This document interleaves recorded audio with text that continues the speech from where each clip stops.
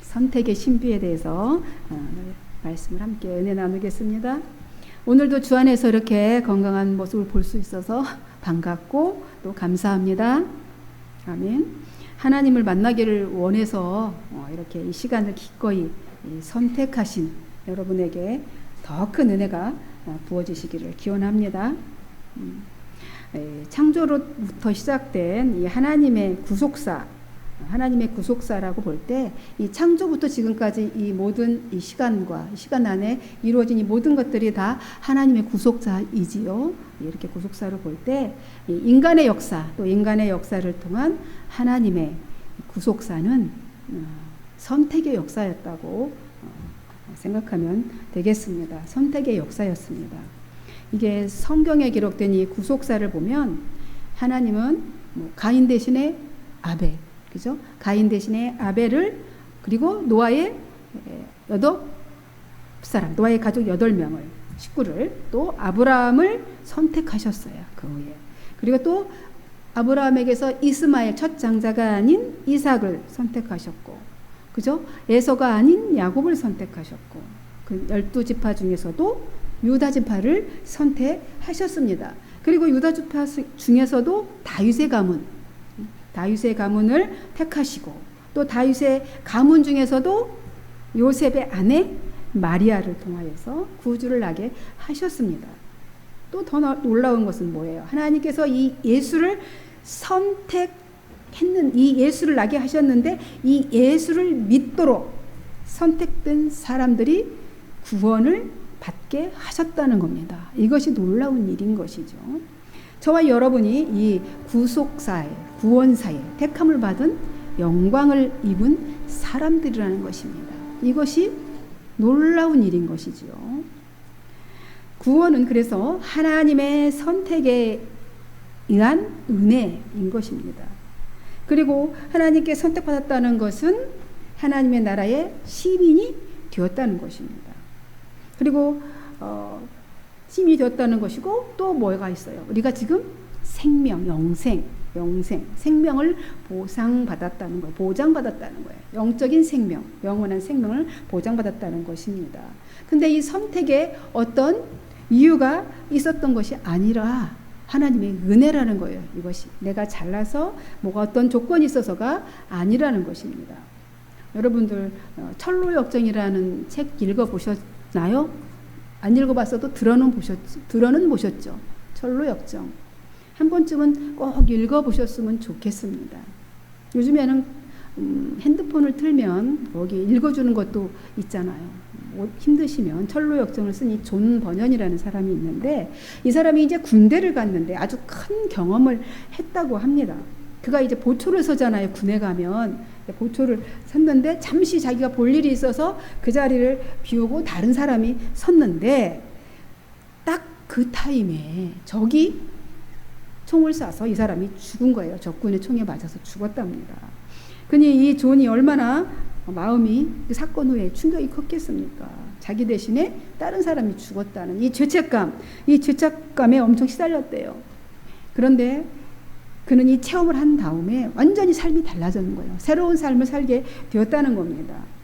이 죄책감이 끌고 가면 그 삶이 절망이고 소망이 없고 나 대신 죽었다, 나 때문에 죽었다라는 죄책감 때문에 이 절망 안에 빠질 수도 있었고 매몰될 수도 있었는데, 그 죄책감에 매몰되지 않고 이렇게 생각을 했다는 거죠. 나는 새 생명을 받았다. 그런 죄책감이 있었지만 생명을 다시 받았다는 이런 생각으로 새 생활을, 완전히 다른 생활을 하게 되었다는 것이죠. 그렇게 살다 보니 그의 신앙이 더 깊게 되었다는 겁니다. 그래서 그 철로역장이라는 책을 보면 정말 너무나 영적인 깊이가 있는 이 믿음의 여정을 그려낸 책입니다.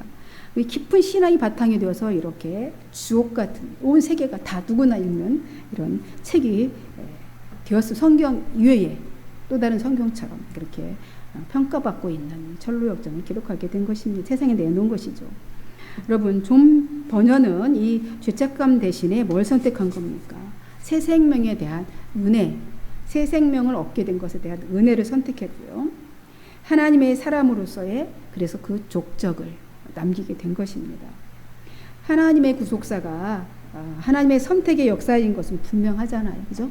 하나님의 선택인 것은 분명하고 그 선택에는 우리가 다 깨닫지 못하는 신비가 있습니다.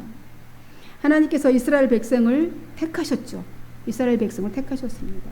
그리고 그들에게 마음을 쏟으셨어요. 사랑하셨어요. 그리고 그들을 케어하시고 또 그들의 길을 어떻게 갈 건지 그 길도 인도해 주셨습니다. 그렇게 하신 이유는 왜 그랬습니까? 왜 그렇게 하셨을까요? 뜻이 하늘에서 이루어졌던 그 뜻이 이 땅에서도 이루어지게 하시기 위해서인 것입니다. 이 땅에 하늘나라가 이루어지도록 그렇게 이 땅에 하늘나라를 세우기 위해서 그렇게 이스라엘 선택하시고 그들을 사랑하시고 케어하신 것이죠. 그들의 백성들을 택하셨습니다. 이스라엘 백성들을. 이 선택된 백성들이 이제 그 나라에 하나님의 나라에 합당한 자격이 되도록 하기 위해서 뭐를 주신 겁니까? 율법을 주신 거예요. 법을. 그 나라에 살려면 그 나라의 법에 따라 살아야 되는 거죠. 그죠?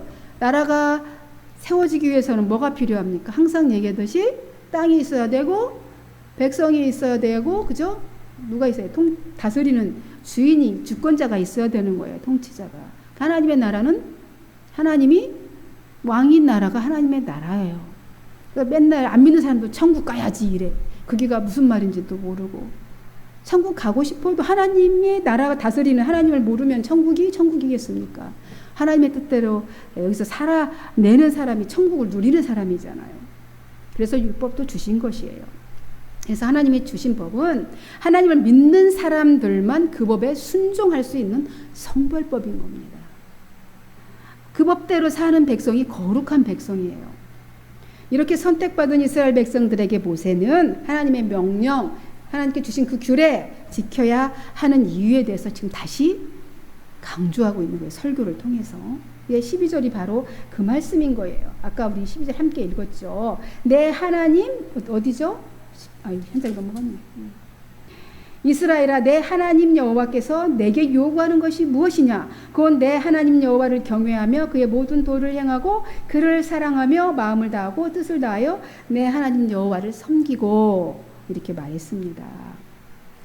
그것이 뭐냐고 지금 12절에 이렇게 말하고 있는 거예요. 모세는 이스라엘 백성들에게 하나님께서 여러분에게 요구하고 있는 계시는 것이 무엇이냐? 물으면서 또 답을 하죠. 하나님께서 여러분에게 바라는 것은 뭐냐면 하나님을 경외하고 하나님께서 가르쳐준 그 길대로 걷고 온 마음과 영혼을 다해서 하나님을 섬기는 것이 아니겠느냐 이렇게 말하고 있는 거죠. 간단하게 말하면 하나님께서 여러분에게 요구하는 것은 바로 순종할 수 있는 길은 뭐냐고요? 지금 내가 여러분에게 전하고 있는 모세가 지금 법과 규례를 전하고 있잖아요. 내가 지금 여러분에게 말하고 있는 하나님의 명령과 계명에 따라 사는 것 이것이 하나님이 요구하는 것이다 너희에게 이렇게 말씀하고 있는 거예요. 그러면서 하나님께서 이스라엘 민족을 선택하신 것은 은혜이다. 확실히 알라 이것들아 이건 거죠. 백성들에게 확실히 알라. 하나님의 은혜다. 14절 15절에 그렇게 말하고 있잖아요. 하늘과 모든 하늘과 땅과 그 이외의 만물은 본래 내 하나님 여호와께 속한 것이로되 여호와께서 오직 내 조상들을 기뻐하시고 그들을 사랑하사 그들의 후손인 너희들 만민 중에 택하셨음이 오늘과 같으니라 이랬어요. 그러니까 너희들이 뭘 잘해서 아니라는 거죠. 하늘도 하나님 것이고 하늘 위에 하늘도 하나님 것이고 이 세상도 이 세상의 안에 있는 모든 것들도 하나님의 것인데 하나님께서 오직 네 조상들만을 기뻐하시고 사랑하셔서 택하시고 그들의 후손들인 여러분에게 세계 만문 가운데서도 구별하신 것이다 라고 얘기를 하는 거죠. 그래서 그들을 선택하신 것은 지금 이 모압 광야에 앉아있는 이 이스라엘 백성들 그 후손들 아브라함의 후손들인 이스라엘 백성들을 이렇게 선택하신 것은 어떤 합리적인 이유가 있어서가 아니라 하나님께서 그 하나님의 기쁨이 되었기 때문에 하나님께서 임의에 의해서 아브라함을 찾아가신 거예요. 아브라함이 하나님 찾은 게 아니라 하나님이 아브라함을 찾아가셔서 기쁨이 되고 사랑했기 때문에 아브라함을 사랑하고 그를 선택하셨기 때문이라는 거예요. 우리 맨날 연인 사이에 연애를 하다 보면 갑자기 궁금해지잖아요. 하나님이 이제 우리도 하나님 저 사랑하시긴 합니까? 살아는 계십니까? 물어보듯이 자기야 왜 나를 사랑해? 내가 어디 가져가서 사랑해? 막 묻잖아요. 그죠? 근데 대답합니까? 뭐 이뻐서 좋아한다고 그냥 귀찮으면 그렇게도 말도 하지요.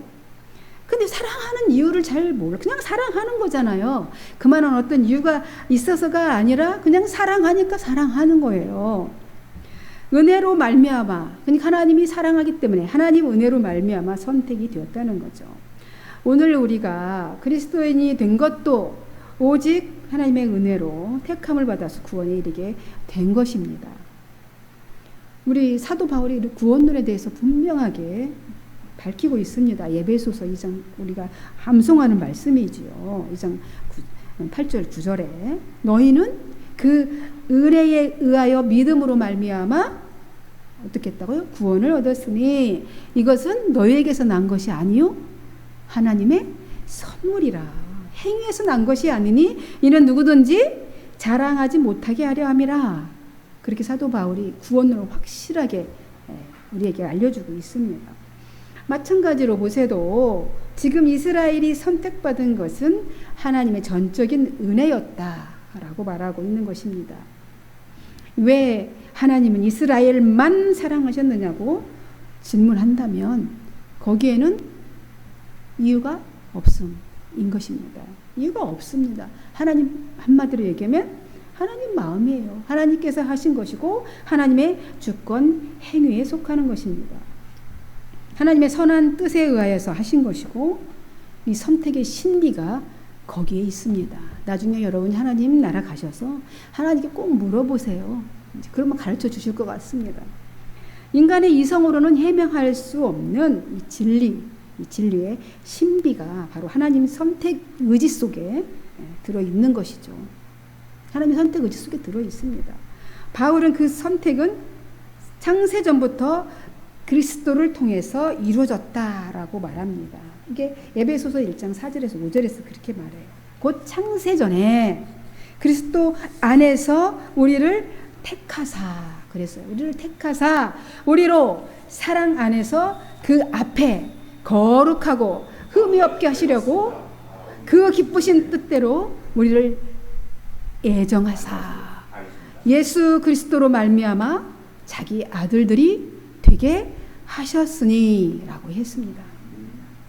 그리스도는 인류 구원을 위해서 하나님과 인간 사이에 중보자로 계시고 또 하나님의 모든 뜻과 일은 그리스도로 말미암아 이루어진다는 것입니다. 모세는 이스라엘 백성들에게 여러분은 하나님의 은혜로 선택받은 민족인데 이스라엘 민족을 너희들은 하나님의 은혜로 선택받은 민족인데 하나님이 지금 요구하고 계시잖아요. 하나님의 요구에 순종하는 삶을 살라 이렇게 설교를 하고 있는 것입니다. 그러므로 지금 여러분이 해야 할 일이 있다고 합니다. 한번 16절 보시죠. 여러분이 그러므로 하면서 16절 그러므로 같이 읽을까요? 너희는 마음에 할례를 행하고 다시는 목을 곧게 하지 말라. 뭐라고 하시는 거죠? 마음에 할례를 받으라 그랬어요. 할례를 아시죠? 할례가 뭔지는 알지. 할례는 남성의 그 생식기를 끝을 자르는 의식이에요. 이것이 할례입니다. 이 의미는 뭐냐면 할례를 하는 의미가 뭐냐면 택함을 받았다라는 그런 상징 그리고 약속을 지키겠다는 의미예요. 약속을 반드시 지키겠다라는 의미가 바로 이 할례인데요. 이 할례는 창세기 17장에 나옵니다. 처음 아브라함이 할례를 99세 때 하라고 명령을 하거든요. 아브라함에게 하나님께서 99세 때. 그러니까 할례하기 이전에 태어난 게 이스마엘이고 할례를 받고 하나님께서 99세 때 계명을 시켜주시죠. 아브라함에서 아브라함으로 사레에서 사라로 계명을 시켜주시면서 할례를 행하게 하십니다. 그러면서 약속을 주시죠. 그죠? 내 씨로 말미암아 그죠? 내 씨로 말미암아 만민이 백성을 이루게 되리라 이렇게 주겠다 약속을 하십니다. 이게 언약의 상징이에요. 그래서 할례는 언약의 상징이고 하나님 주권에 대한 복종 그렇게 함으로써 하나님의 절대적인 권위에 대한 복종의 표시로 할례를 행하는 것입니다. 그런데 모세는 지금 그 할례가 얼마나 중요하겠습니까? 하나님 백성 된 표시인데 모세는 그 육체적인 할례 그것이 아니라 마음의 할례를 해라. 지금 그렇게 말하고 있습니다. 이 마음의 할례는 뭡니까? 마음의 변화를 받아서 이제 전인격적으로 거듭나는 것을 일컫는 것이에요. 이것이 마음의 할례거든요. 이게 의지로 잘 안 되는 거예요. 인간의 의지로. 이 성령의 역사를 통하여서 성령의 할례를 받는 것입니다. 그걸 받으라는 거예요. 지금 모세가. 놀랍지 않으세요? 시대를 뛰어넘어서 지금 그 몇천 년 후에 사도 바울이 로마서 8장 29절에 똑같은 말을 합니다. 너희는 마음의 할례를 받으라 말합니다. 당시 유대인들이 율법에 따른 그 할례만을 계속해서 주장을 했어요. 사도 바울 시대에 육신의 할례. 그러니까 사도 바울은 이방인의 사도잖아요. 그러니까 이방인들이 할례를 안 받았잖아요. 그동안 8일 만에 할례를 받아야 되는데 할례만을 주장하니까 사도 바울이 표면적인 유대인만 유대인이 아니다. 육신의 할례만 할례가 아니다. 마음의 할례를 받으라. 그렇게 말하고 있는 거죠. 그러면서 뭐라고 합니까? 이 할례는 율법 조문, 모세 때의 할례가 예수 그리스도가 옴으로 인하여서 율법은 이제 완성이 된 거잖아요. 그때의 할례, 육체의 할례를 지금 율법 조문에 있는 할례가 아니다. 마음의 할례는 뭐다? 영에 있는 영의 할례다 이 말이에요. 그래서 성령으로 말미암아 그런 받으라는 것이잖아요. 가나안 목전에 둔 지금 모세는 가나안 땅 지금 목전에 있어. 어디에 있어요 지금? 요단강 바로 맞은편이 건너편이 여리고성이에요. 이 맞은편에 지금 이스라엘 백성들을 모아놓고 지금 마지막 설교, 유언 설교를 지금 모세가 하고 있어요.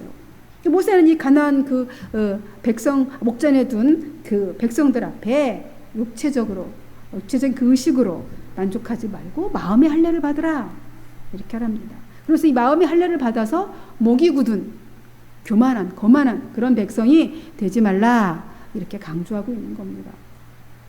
행여 그들이 이제 가나안 땅의 정착민이 되잖아요. 이제 가나안 땅 저기 광야에서 40년 동안 방황하다가 유랑하다가 이제 정착민이 되어서 거기에는 정말 젖과 꿀이 흐르는 땅, 풍성한 그 땅에 들어가게 되는데 거기서 마음도 없이 이제 율법적인 의식만을 행하면서 종교관념으로 하나님을 대하여서 목이 굳어질까 염려된 것이지요. 그래서 너희들은 목이 굳어지지 말고 마음의 할례를 받아 겸손해져라는 거죠. 그러면서 모세는 이스라엘 백성들이 섬겨야 할 여호와 하나님이 어떤 분이신가 다시 설명해 줍니다. 그들이 이미 체험해온 하나님이세요. 여호와 하나님이신데 그분이 어떤 분이시고 어떻게 섬겨야 하는지를 지금 또 말해주고 있어요. 계속해서 말해주고 있습니다. 그게 바로 17절에서 21절까지 이야기입니다.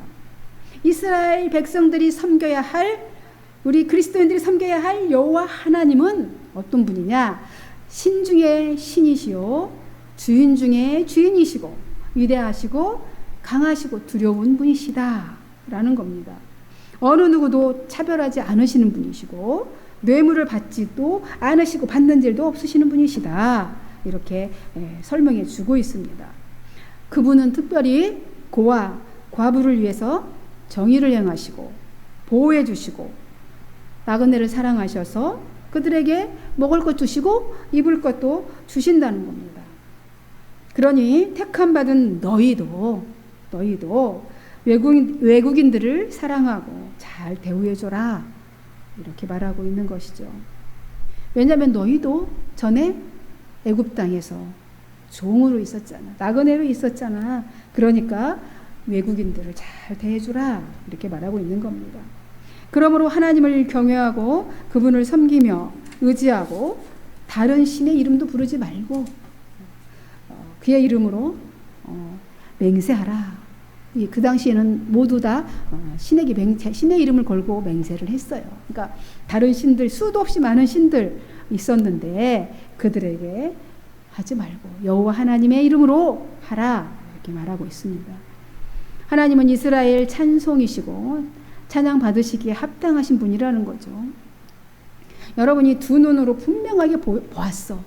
왜냐하면 그 40년 동안 광야 생활하면서 하나님께서 어떻게 기적을 베푸셨고, 또 더러운 1세대는 홍해가 갈라지는 것도 봤고, 애굽 땅에서 하나님이 베풀어준 이적들도 봤잖아요.